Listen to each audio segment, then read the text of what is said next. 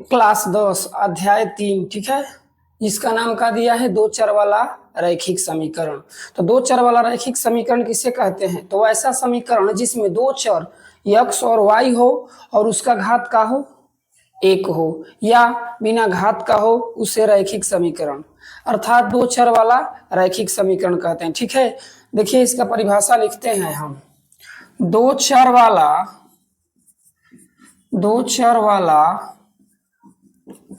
रैखिक समीकरण, दो चर वाला रैखिक समीकरण किसे कहते हैं? तो वैसा समीकरण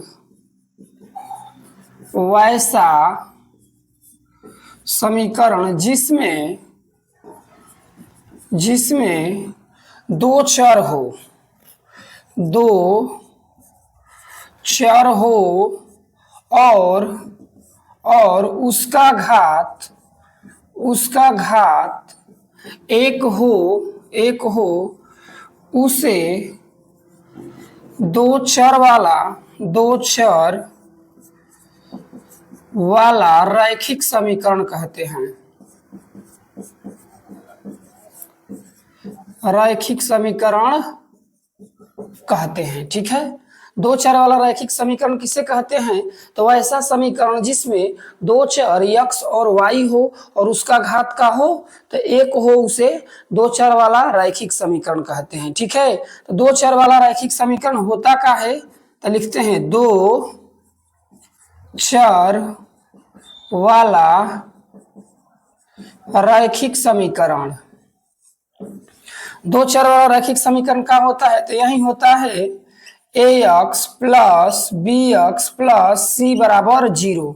इसी को क्या बोलेंगे? दो चर वाला रैखिक समीकरण। ठीक है, देखिए इसी पर बनता है, या मैं इसको लिख सकते हैं हम लोग a1x plus b1y plus c1 बराबर 0, या इसी को लिख सकते हैं a2x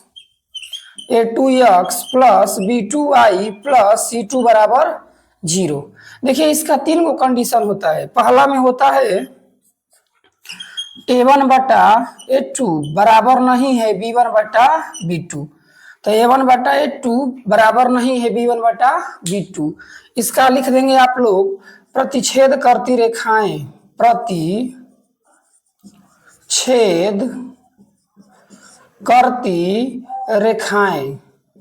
दूसरा में लिख देंगे इसका एक हल होगा, एक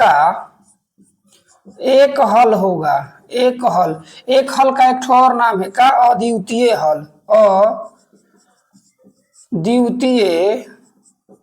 हल है। ठीक है, तीसरा में लिख देंगे युग्म संगत है। युग्म का है तो संगत है। ठीक है, चलिए इतना पहले उतार लीजिए, एक बराबर समझाते हैं। दो चर वाला रैखिक समीकरण किसे कहते हैं? तो ऐसा समीकरण जिसमें दो चर x और y हो और उसका घात 1 हो, उसे दो चर वाला रैखिक समीकरण कहते हैं। और दो चर वाला रैखिक समीकरण क्या होगा?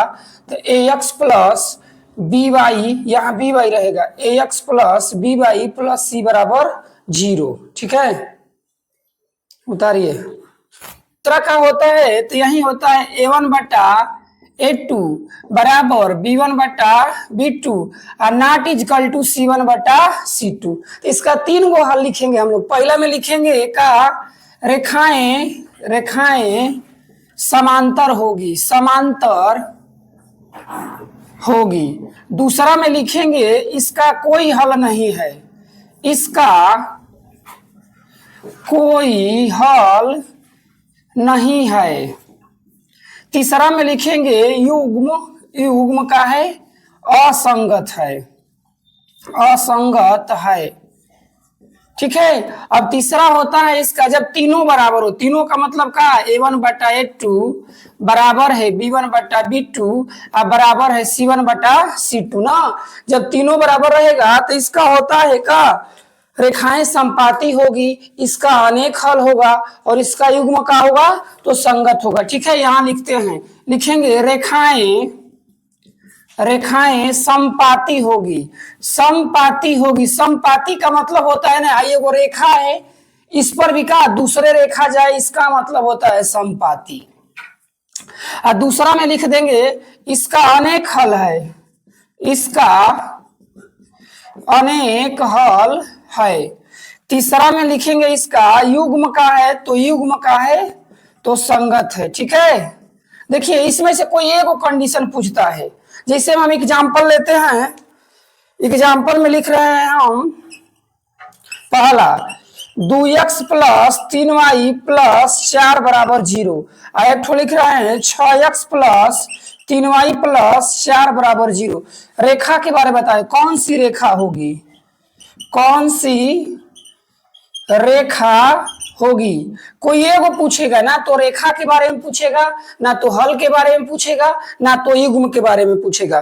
देखिए 2x है तो इसको a1 बोलेंगे, इसको b1 बोलेंगे और इसको c1 बोलेंगे। उसी प्रकार इसको a2 बोलेंगे, इसको b2 बोलेंगे और इसको c2 बोलेंगे। देखिए जांच करते हैं हम, तो लिखेंगे पहला बार a1 बटा a2, तो a1 का मान क्या दिया है 2 और a2 का मान 6, तो लिख देंगे 2 बटा 6। कटाने पर कितना बार में कटेगा, तो 3 बार में, तो लिख देंगे 1 बटा 3। उसके बाद जांच करिए तो b1 बटा b2, तो b1 में दिया है 3 और b2 में भी का दिया है 3, कटा देंगे तो का 1।